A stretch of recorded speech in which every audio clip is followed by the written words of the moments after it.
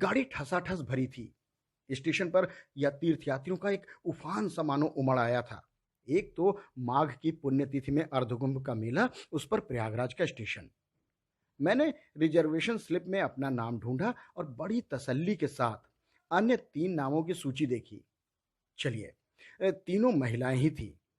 कम से कम पुरुष सहयात्रियों के नासिका गर्जन से छुट्टी तो मिली। 2 महिलाएं आ चुकी थी। एक, जैसा कि मैंने नाम से अनुमान लगा लिया था, महाराष्ट्री थी और दूसरी थी खलिस पंजाबी। तीसरी मैं थी। चौथी सहयात्री हमारी अभी आई नहीं थी। मैं एक दिन के लिए बाहर जा रही थी और इसीलिए एक छोटा सा बटुआ ही मेरे साथ था।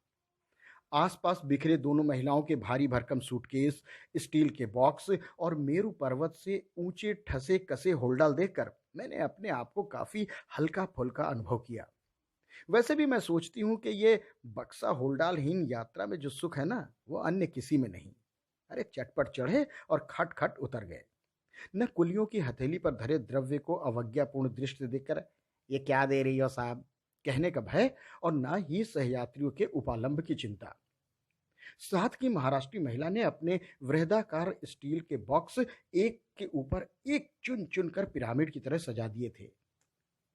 ऐसा लगता था कि वो प्रत्येक वस्तु के लिए स्थान और प्रत्येक स्थान के लिए वस्तु की उपादेयता में विश्वास रखती थी। स्वयं बड़ी तल्लीनता के साथ लेटकर एक सीध में 2 तकिए लगाए एक मराठी पत्रिका पढ़ने में बिजी थी। दूसरी पंजाबी महिला के पास एक सूटकेस, टोकरी और बिस्तरा ही था, पर तीनों बेतरतीबी से बिखरे पड़े थे। उनका एक सुराहीदान, जिसकी एक टांग अधिकांश सुराहीदानों की तरह थोड़ी सी छोटी थी, बार बार लुढ़क कर उनको परेशान कर रही थी। वो बेचारी चश्मा उतार कर रखती, हाथ की जासूसी अंग्रेजी पुस्तक जिसे पढ़ने में उन्हें मजे का रस आ रहा था, औंधी करके बर्थ पर टिकाती, झुंझलाकर सुराहीदान ठिकाने से लगाकर जैसे ही हाथ की पुस्तक के रस में डुबकी लगाती कि सुराहीदान फिर से लुढ़क जाता। मुझे उनकी उलझन देखकर बड़ी हंसी आ रही थी।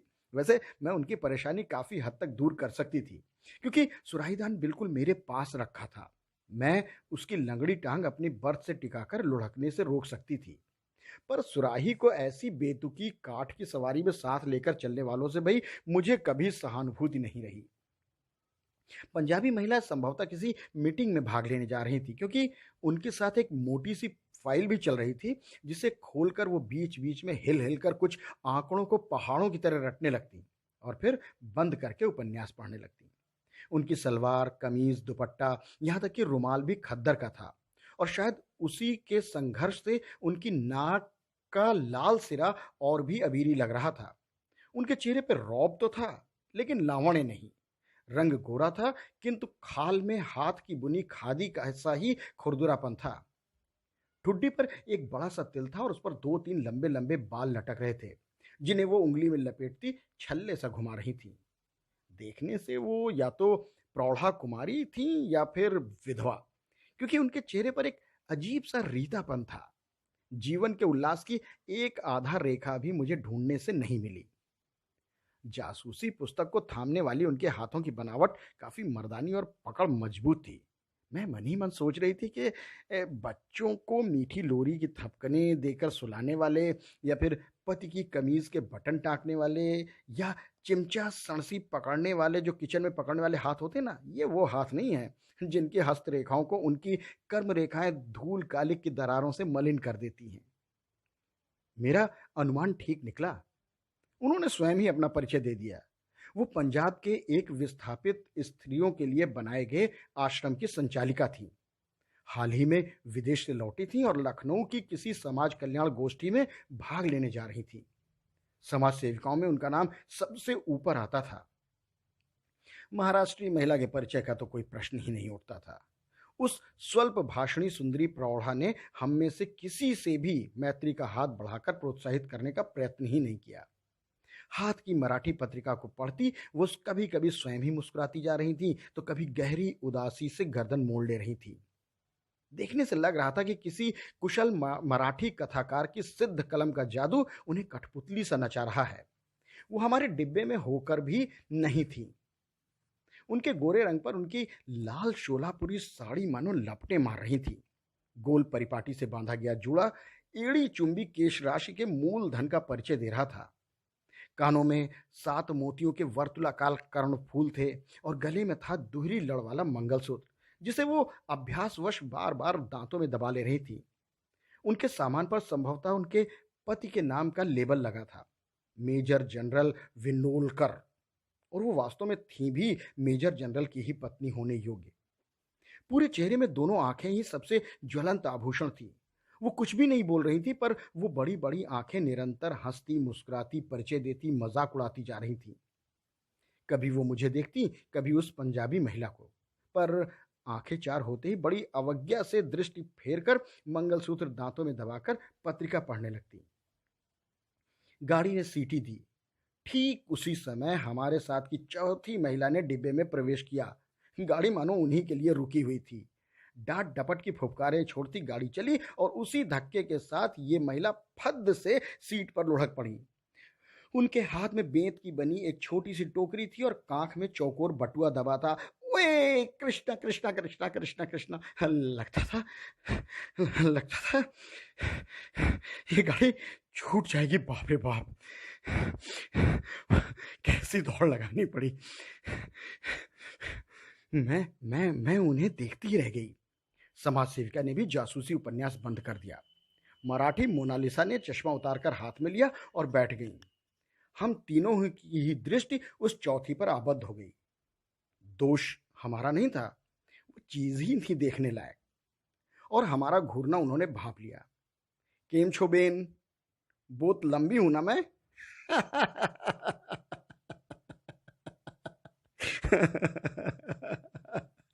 6 foot 10.5 inch to be exact. शायद भारत की सबसे लंबी नारी। चलिए, ये अच्छा है कि इस डिब्बे में आज हम चारों महिलाएं ही हैं, नहीं तो ये मुए पुरुष मुझे ही घूरते रहते हैं। ऐसा ठहाका मारकर वो दनादन हमारा इंटरव्यू लेने लगी। पहला प्रहार मुझ पर ही हुआ। समाज सेविका ने ठक ठक करके रूखे उत्तरों के 2-3 चांटे उन्हें लगा दिए। महाराष्ट्री महिला ने हिंदी नहीं जानता कहकर पीठ फेर ली तो उस महिला ने त्रुटिहीन अंग्रेजी का धारा प्रवाह भाषण झाड़ दिया। मुझे मदालसा कहते हैं, मदालसा सिंघानिया। कल ही प्रिटोरिया से आई हूं अपने पति की डेड बॉडी लेने। मैं चौंक गई। समाज सेविका ने अपने रूखे व्यवहार पर लज्जित होकर चट आगे बढ़कर उसके दोनों हाथ थाम लिए। ओए रब राखा, रब राखा, रब राखा। कोई दुर्घटना हो गई थी क्या बहन? बड़े ही दर्द से उन्होंने पूछा। मदालसा की वेशभूषा में सद्या वैधव्य का कहीं कोई चिन्ह नहीं था। वो लंबी होने पर भी पठानिन सी गठे कसे शरीर की लावण्यमयी गत यौवना थी। उनके बाल किसी दामी सैलून में कटे संवरे लग रहे थे। अपनी धानी रेशमी साड़ी को वो हाफ पैंट की तरह ऊपर चढ़ाकर दोनों हाथों की पालथी मारकर आराम से बैठ गईं। अस, अस, अस, असल में पिछले वर्ष एक पर्वतारोही दल के साथ मेरे पति भारत आए थे और यहीं यहीं एवलांश में दबकर उनकी मृत्यु हो गई थी। तो क्या डेड बॉडी अब मिली? मैंने पूछा। हाँ, हाँ, अभी मिली। इनफैक्ट भारत सरकार ने मुझे सूचित किया तो मैं भागती हुई चली आई। बर्फ में दबी देह सुना ज्यों की त्यों मिली है। मेरे बुने स्वेटर का जो इन्होंने पहना था ना, उसका उसका उसका एक फंदा भी नहीं टूटा।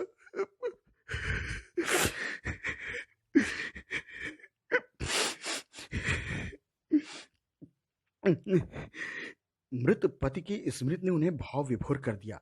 बटुए से मर्दाना रुमाल निकालकर वो कभी आंखें पोंछने लगती, कभी अपनी सूपनखा सी लंबी नाक। बेचारी करती भी क्या? कोई भी जनाना रुमाल उस नाक का अस्तित्व नहीं संभाल सकता था। अचानक हम तीनों को बेचारी मदालसा का 1 वर्ष पुराना वैधव्य एकदम ताजा लगने लगा। तो क्या अब आप अपने हस्बैंड का डेड बॉडी लेकर प्रिटोरिया फ्लाई करेगा? महाराष्ट्री महिला ने पूछ लिया। नहीं बेन, मदालसा सीट पर लेट गई तो ऐसा लगा एक खजूर का कटा पेड़ ढह गया। एक लंबी सांस खींचकर उन्होंने कहा, सच तो ये है बहन, मैं सती होने भारत आई हूं। हम तीनों को एक साथ अपने इस उत्तर का क्लोरोफॉर्म सुंघाकर सती ने एकदम आंखें मूंद ली, जैसे वो कहना चाह रही हो कि अब हम उन्हें शांति से पड़े रहने दें। ऐसा भी भला किसी ने सुना था क्या इस युग में? सुस्पष्ट उच्चारण में अंग्रेजी बोलने वाली 6 फुट 10.5 इंच की यह काया कल बर्फ में दबी पति की 1 साल बासी लाश को छाती से लगाकर जल भुनकर राख हो जाएगी? नहीं, नहीं, मैं आपको ऐसी मूर्खता नहीं करने दूंगी। ये एक अपराध है। आप ये नहीं जानती क्या? खादीधारी पंजाबी महिला उठकर मदालसा के सिरहाने बैठी, उन्हें गंभीर भाषण की गोलाबारी झाड़ने लगी, जैसे चिता सचमुच प्रज्वलित हो चुकी हो और सती लपटों में कूदने को तत्पर हो। देखो बहन, भावावेश के दुर्बल क्षणों में नारी कभी बड़ा बचपना कर बैठती है। अरे, इसका मुझे बहुत व्यापक अनुभव है। अभी हाल ही में मेरे आश्रम की 2 युवतियां ऐसी ही मूर्खता कर बैठी थी। मुझे ही देखिए, भारत विभाजन के समय मेरे पति की हत्या कर दी गई, पर मैं क्या सती हो गई? सिली सेंटिमेंट्स। अरे, यदि मैं भी उस दिन आपकी भांति सती हो जाती तो आज क्या ये देह दीन दुखियों के काम आ सकती थी? पहले मॉडल जेल की अध्यक्षा रही और अब गिर बहनों के आश्रम की देख रेख करती हूं। ना बेन ना, मदालसा ने करवट बदलते हुए कहा। देखो, मैं तो सती होने भारत आई हूं। अब प्लीज मेरा नील रतन नहीं, नीलू डार्लिंग।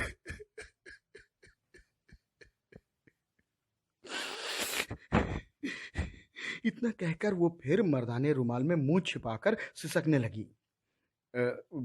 आप चाहें तो मैं आपके साथ चल सकती हूँ। आपके पति के अंतिम संस्कार में आपकी सहायता करके मैं आपको अपने आश्रम ले चलूंगी। समाज सेविका ने अपने उदार प्रस्ताव का चुग्गा डालकर मदालसा को रिझाने की चेष्टा की, किंतु मदालसा बड़ी उदासी से हंसी। धन्यवाद बेन, पर सच तो ये है बेन ना कि ये ब्रह्मा जी भी अब मुझे अपने निश्चय से नहीं डिगा सकते। ये रोग तो हमारे खानदान में मानो चला आया है। पता है, मेरी परनानी तो राजा राममोहन राय और सर विलियम बेंटिंग को भी घिस्सा देकर सती हो गई थी।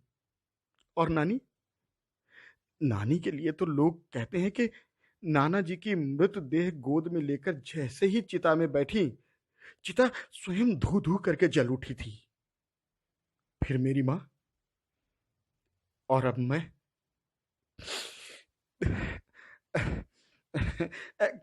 खैर खैर, हटाइए हटाइए भी ये सब। पता नहीं किस धुन में मैं आप लोगों को ये सब बता गई। I should not have told you. चलिए चलिए, हाथ मुंह धोकर खाना खा लिया जाए। क्या ख्याल है आपका? इतना कहकर उसने अपनी कदली स्तंभ सी जंघाओं पर दोनों हाथों से त्रिताल का टुकड़ा सा बजाया। हम तीनों को एक बार फिर आश्चर्य उदधि में गोता लगाने को छोड़ वो टोकरी से स्वच्छ तौलिया साबुन निकालकर गुसलखाने में घुस गईं। उनके जाते ही हम तीनों परम मैत्री के डोर में गुथ गए। अजीब औरत है। क्या सोचती हैं आप, वो सचमुच सती होने जा रही है? मैंने मराठी महिला से पूछा। देखिए, मरने वाला कभी ये ढिंढोरा पीट कर नहीं मरता। मुझे तो इसका इसका कुछ स्क्रू ढीला लगता है। इतना कहकर उन्होंने माथे की ओर एक उंगली घुमाई। अरे, इस जमाने में ऐसे सती फती कोई नहीं होता। खादीधारी महिला बड़ी गंभीरता से बोल उठी। क्षमा कीजिएगा भाई, मुझे आप दोनों से औरतों का अनुभव अधिक है। मैं ऐसी भावुक प्रवृत्ति की भोली औरतों को चेहरा देखकर पहचान लेती हूँ। अरे, आप लोगों ने आंखें नहीं देखी उसकी? कितनी निष्पाप, पवित्र और उदार हैं। मुझे पक्का विश्वास है कि पति की मृतदेह देखते ही ये वही मूर्खता कर बैठेगी जिसका ये खुलेआम ऐलान कर रही है। लगता है मुझे अपना प्रोग्राम कैंसिल करके इसके साथ जाकर पुलिस को खबर देनी होगी, तभी इसे बचाया जा सकता है। इतने में मदालसा हाथ मुंह धोकर ताजा चेहरा लिए आ गई। इधर मेलगाड़ी वन, ग्राम, नदी, नाले, पुल कूदती फांदती सर्राटे के साथ भागी चली जा रही थी। मदालसा ने अपनी टोकरी खोलकर नाश्तादान निकाल लिया। जैसे खरबूजे को देखकर खरबूजा रंग बदलता है ना, ऐसे ही एक यात्री को खाते देखकर दूसरे सहयात्री को भी भूख लग ही जाती है। क्षण भर में सती प्रथा पर चल रही बहस कपूर धुएं की भांति उड़ गई और चटाचट नाश्तेदान खुलने लगे।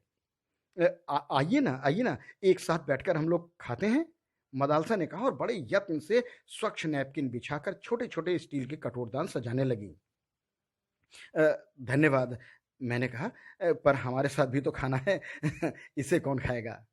वाह जी वाह, कमाल करती हैं, उसे तो हम खाएंगे ना। ईश्वर ने 6 फुट 10.5 इंच का दुर्ग आखिर दिया किस लिए है? उसकी भुवन बोहनी हंसी ने हम सबको मानो पराजित कर दिया। वैसे भी हम तीनों ने एक दूसरे को काक दृष्टि से सती के घृत पकवान को आंखों ही आंखों में घूरते चखते पकड़ भी लिया था। सुनहरी मोहनदार कचौड़ियाँ थीं, मसालों की गहरी परत में डूबी सब्जियाँ थीं, रायता था, चटनी थी और सबसे बढ़िया ठास ठास कर बांधे गए मेवा जड़े बूंदी के लड्डू। ये तो सफ़र का खाना नहीं दिखता, अच्छा खासा विवाह भोज है। समाज सेविका की आंखों से लार टपक रही थी। भाई, बड़ा हैवी खाना लेकर चली हैं आप। ये कहकर वो कचौड़ियों पर टूट पड़ी। हम तीनों के पास भारतीय रेल यात्रियों के साथ युग युगांतर से चली आ रही वही पूरी तरकारी और आम के अचार की फांकें थीं। अपना खाना खाया ही किसने? मदालसा के स्वादिष्ट भोजन के चटखारे ले लेकर हम तीनों ने साफ कर दिया। उधर वो अकेली ही हम तीनों के नाश्तेदानों को जीभ से चाट गई थी। विधाता ने सचमुच ही शरीर के दुर्ग में असीम गोला बारूद भरने के लिए अनेक कोष्ठ प्रकोष्ठों की रचना की थी। महातृप्ति के कई तार और मंद्र सप्तक के डकार लेकर हाथ मुंह धोकर मदालसा ने टोकरी में से एक मस्जिद के गुंबद के आकार का पानदान निकाला। ये मेरे नीलू ने मुझे बगदाद से लाकर भेंट किया था। उसे पान बेहद पसंद थे। अब इसी से एक ढोली मगही पान और ये पानदान लेकर ही कल चिता में उतरूंगी।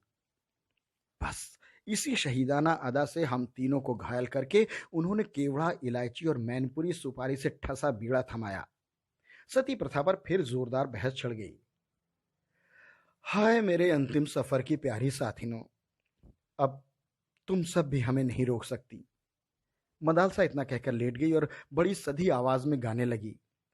न जानियो जानकी नाथे संवारे शू थवानू छे। अरे कुछ समझिए आप लोग इसका मतलब? उन्होंने हंसकर मुझसे पूछा। दरअसल इसका मतलब है जानकी नाथ भी यह नहीं जान सके कि अगली सुबह क्या होगा। मुझे अब लगता है कि उस गुजराती पद की व्याख्या संभवतः हमारे ही हित में उन्होंने की थी। चलो जी भाई, अब सब लोग सो जाएं। आज इस पृथ्वी पर मेरी ये अंतिम नींद है। बेन, बहस व्यर्थ है। चलो, गुड नाइट सबको और बहुत प्यारे प्यारे सपने दिखें तुम तीनों को। सचमुच ही उनकी शुभकामनाओं ने जादू सा असर किया। अरे ऐसी नींद तो पहले कभी आई ही नहीं थी। और सपने, कभी लगता जगमगाते आभूषणों के ढेर में गोते खा रही हूं। हीरों के हारों से गर्दन टूटी जा रही है, बाजूबंद अंगूठियों के भार से हड्डियां खिसकी जा रही हैं और साड़ियां, वाह वाह वाह वाह वाह, क्या रंग है, कैसा चिकना रेशम। साड़ियों के विशाल उदधि में रंगीन कीमती साड़ियों की तरंगे रह रह कर उठ रही थीं। इससे प्यारे सपने और क्या दिख सकते थे? पर सपनों का अंत भी समुद्र के ज्वार भाटे की ही तरह हुआ। वास्तविकता की अंतिम तरंग ने पटाख से हम तीनों को धोबी पछाड़ दी। आंखें खोली तो सती गायब थी। मेरे स्टील का बक्सा! मिसेज वनोलकर बर्थ से उतरते ही लड़खड़ा गई। उसमें तो मेरे विवाह का चढ़ाऊ सेट था। अरे लगता है वो सती की बच्ची हमें कुछ विष खिला दी। मेरा तो सर ही फटा जा रहा है। उनका गला भर्रा रहा था। वैसे वो ठीक ही कह रही थी। मुझे कोई जैसे सावन के झूले की ऊंची ऊंची पेंगे दे रहा था। पूरा डिब्बा गोल गोल घूम रहा था। पंखे के चारों ओर बल्ब, बल्ब के चारों ओर छत और छत के इर्द गिर्द कई रेशमी साड़ियां और भारी भरकम आभूषण पहने स्वयं मैं लट्टू सी घूम रही थी। कभी जी में आ रहा था जोर जोर से हंसूं, तो कभी दहाड़े मारकर रोने को तड़प रही थी। बहुत पहले एक बार भाभी ने भंग खिलाकर ऐसी ही अवस्था हमारी कर दी थी। सुना गया है कुकुरमुत्तों को पीस कर बनाया गया विष भी ऐसे ही मीठे सपने दिखाता है। उसके खाते ही गहरी नींद आ जाती है जो कभी दिनों तक नहीं टूटती। मीठे सपने दिखाकर सजग मनुष्य को अर्ध विक्षिप्त कर देने वाला यह अवश्य वही विष होगा। समाज सेविका दोनों हाथों से सिर थामे बिलख रही थी। ओए, ओए, ओए, मैं तो लुट गई रे। मेरे सूटकेस में मेरे आश्रम का तो जी 10,000 रुपया था। क्या होएगा मेरा? ओए। और मैं सहसा गोल गोल घूमते रेल के डिब्बे में गोल घूमते मेरे दिमाग ने मुझे सूचित किया, तुम्हारा बटुआ ले गई, बटुआ। और वो बेचारी ले भी क्या जाती, सामान तो कुछ था नहीं। 55 रुपए और एक फर्स्ट क्लास का वापसी का टिकट। सती की चिता में मैं यही सामान्य सी घृताहुति दे पाई। चैन खींचकर गाड़ी रोकी गई। सचमुच ही समाज सेविका को पुलिस को खबर देनी पड़ी, पर सती को बचाने नहीं, पकड़वाने के लिए। वो मिल जाती तो शायद हम तीनों स्वयं उसकी चिता चुनकर उसे झोंक देती। पर कहना व्यर्थ है, आज तक पुलिस उस सती मैया के फूल भी नहीं चुन पाई। हमारी ये कहानी आपको कैसी लगी कमेंट बॉक्स में लिखकर हमें ज़रूर बताइएगा। आपकी प्रतिक्रियाओं का रहेगा हमें इंतज़ार। और हाँ, तब तक अपना बहुत ख्याल रखिएगा। धन्यवाद। नमस्कार।